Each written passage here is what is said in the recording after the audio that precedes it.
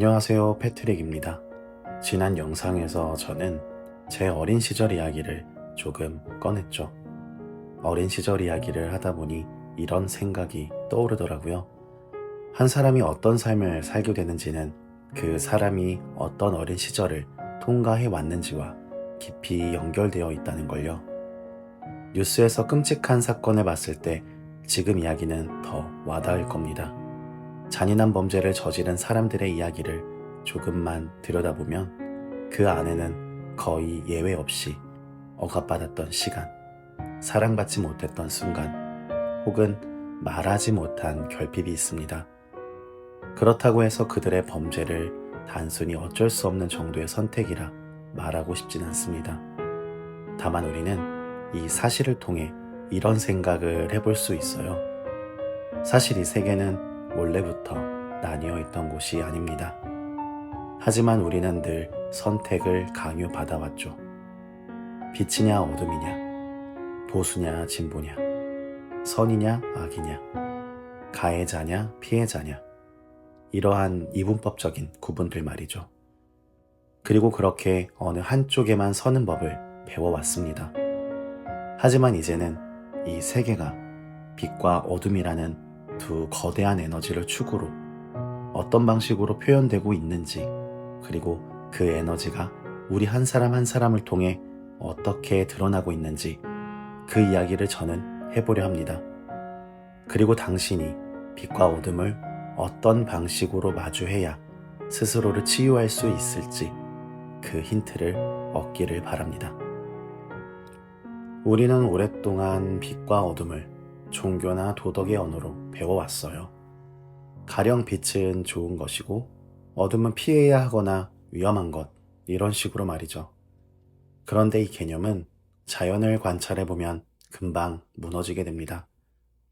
밤이 왔다고 해서 세상이 악해지는 것도 아니고, 추운 겨울을 마주했다 하여 자연이 잘못된 선택을 한 것도 아니란 것이죠.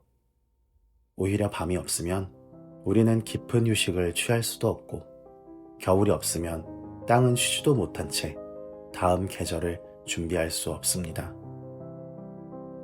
빛은 드러내는 힘입니다. 성장시키고 밖으로 향하게 만듭니다. 그래서 빛의 에너지가 강할 때 사람은 움직이고 교류하고 성과를 만들며 자신을 증명하려 합니다. 반대로 어둠은 가라앉히는 힘이며 통합하고 멈추게 하고 안으로 향하게 합니다. 어둠의 에너지가 흐를 때 사람은 혼자 있고 싶어지고 생각이 많아지고 감정이 올라오며 침잠 속에서 삶의 방향을 다시 묻게 됩니다. 이 둘은 서로 싸우는 에너지가 아니라 하나의 생명이 살아 움직이는 데에 필요한 두 개의 리듬입니다. 숨을 들이마시기만 한다면 사람은 과호흡으로 쓰러질 거고, 내쉬기만 한다면 질식하게 될 거예요. 그래서 생명은 항상 반대의 에너지 위에서 유지되는 것이죠. 문제는 어둠과 빛이 서로 분리되어 연결되지 못한 채 우리의 내면에서 단독으로 작동하기 시작할 때에 발생합니다. 어둠 먼저 말해볼까요? 어둠은 분노, 욕망, 충동, 중독의 형태로 나타납니다. 각자의 유년 시절을 떠올리면 더 이해가 쉬울 거예요. 예를 들어 볼게요. 어릴 때부터 화를 내면 혼이 나거나 슬픔을 말하면 무시당하고, 또는 참으라는 말만 들으며 자란 사람은 자기 감정을 다루는 법을 배우지 못하게 됩니다. 그 사람 안에 쌓인 어둠은 결국 정리되지 않은 채 과도하게 압축됩니다. 그러다 어느 순간 사소한 자극 하나에 폭발하게 되는 것이죠. 마치 억눌린 감정을 해소할 수 있는 때만 기다리는 시한폭탄처럼 말이에요. 그런 적 있지 않나요? 갑작스레 감정적으로 폭발하고 어느 순간 내가 왜 이러고 있나 싶을 정도로 현타가 왔던 경우. 이건 결국 그 감정을 해석해주고 책임과 의미로 연결해줄 빛이라는 에너지가 부재하고 있다는 거예요. 그래서 어둠은 해체하는 에너지를 변화나 전환으로 쓰지 못하고 그저 대상을 파괴하는 방식으로 사용해버리고 맙니다. 내가 이렇게 아픈 건 누군가 때문이야. 이 문장이 마음속에서 굳어지면 고통은 곧 정체성이 됩니다. 그리고 이 방식은 하나의 패턴으로 굳어집니다. 나는 이미 망가졌다. 그러니 남도 중요하지 않다. 죄책감은 의미 없다. 타인에게 상처를 주거나 누군가를 아프게 하면 이 고통이 조금은 가벼워질 것이다. 이 단계에 들어서면 사람은 더 이상 타인의 고통에 반응하지 않습니다. 이게 우리가 뉴스에서 보는 잔혹한 사건들의 가장 깊은 뿌리인 것이죠.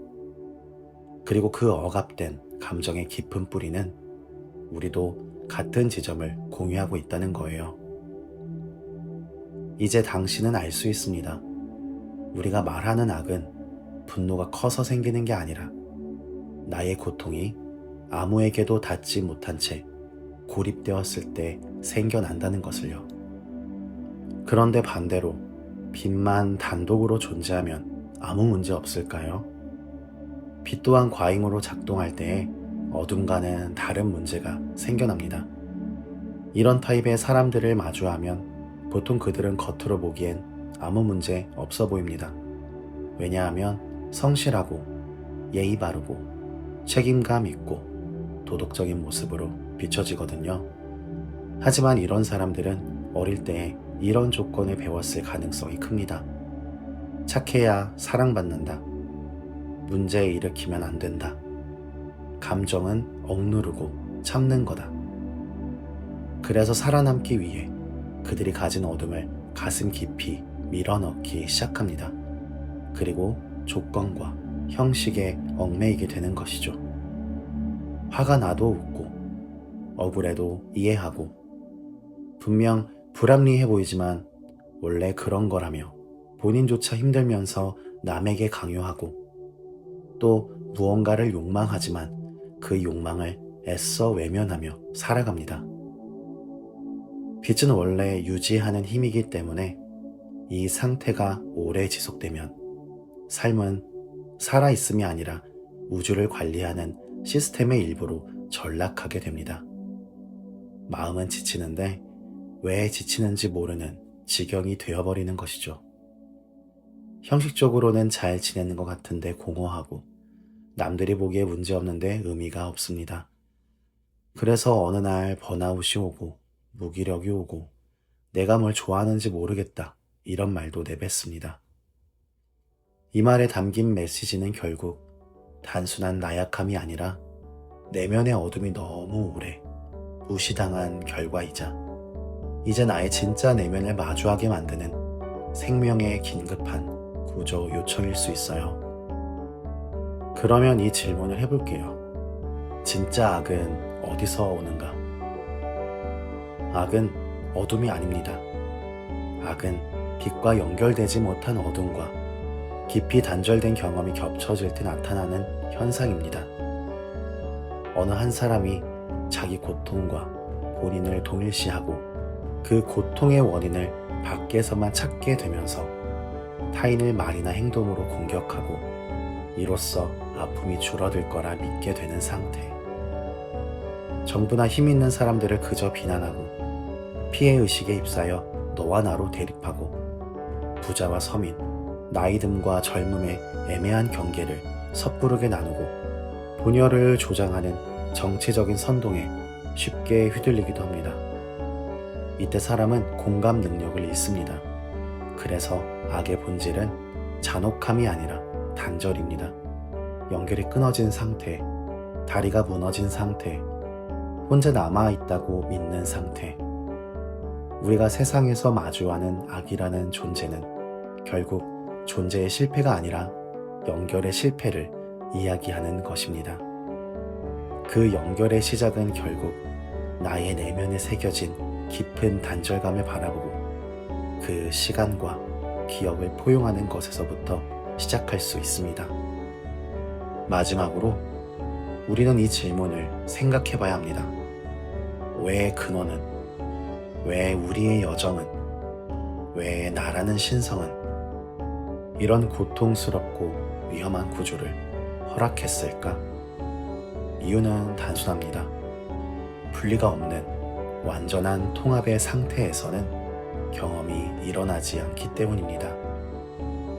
땅과 하늘의 구분이 없고 빛과 어둠의 구분이 없으며 너와 내가 구분이 없는 상태. 이런 상태는 비교도, 경계도, 변화도, 그리고 드라마틱한 서사도 없습니다. 그 상태는 완전하지만 움직임이 생겨나지 않습니다. 그래서 근원은 자기 자신을 경험하기 위해 빛과 어둠이라는 극성을 만들게 된 것이죠. 이 극성은 선악의 구조가 아니라 의식이 자기 자신을 알아보기 위해 만든 마치 거울 같은 장치일 뿐입니다. 그리고 인간은 이 극성의 세계에 태어나 상처와 환경 속에서 한쪽에 기대 살아남는 법을 배웁니다. 문제는 그게 전부라고 착각할 때 시작되는 것이죠. 그래서 이제 우리가 해야 할 일은 선택이 아니라 회복입니다. 빛과 어둠을 다시 연결하는 것, 그게 어른이 된다는 뜻이고 의식이 성장한다는 뜻입니다. 이 영상에서 제가 전하고 싶은 건 빛을 선택하라는 것도 아니고 어둠을 버리라는 것도 아닙니다. 우리는 이미 빛도 알고 있고 어둠도 알고 있습니다. 다만 그 둘이 너무 오래 서로 등을 지고 있었을 뿐이죠. 빛은 어둠을 두려워했고 어둠은 빛을 믿지 못했습니다.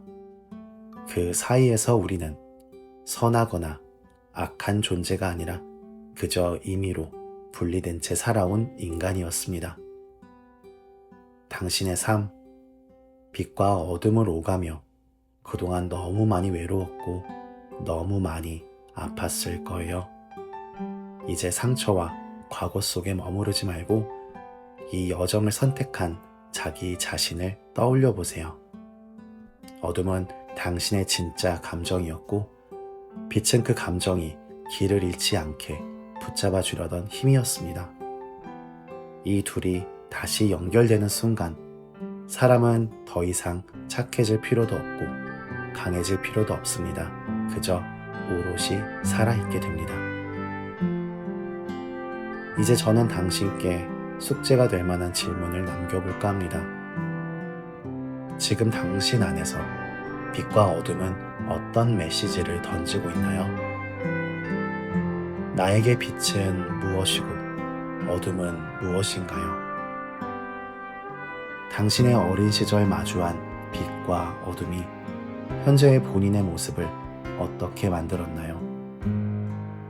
그리고 그 둘을 온전히 끌어안을 용기, 지금 당신에게 조금은 남아있나요? 이 질문들에 스스로 답하다 보면 어느 순간 당신 내면의 힘이 길러지는 느낌을 받을 거예요. 결국 치유는 남이 아닌 내가 하는 것이니 말이죠. 마지막으로 요즘 당신의 일상 속에서 빛과 어둠과 관련된 이야기들이 있다면 어떤 것이든 좋습니다. 댓글로 나눠주는 당신의 이야기는 또 다른 구독자와 저 패트릭에게 응원이 된답니다. 그리고 결국 그 모든 과정이 여러분을 치유와 성장의 과정으로 이끌게 될 거예요. 그럼 다음 영상에서 뵐 때까지 저의 질문을 떠올리며 평화롭고 감사한 날들 되시기 바랍니다. 감사합니다. 패트릭이었습니다. 언제나 당신의 여정을 응원할게요.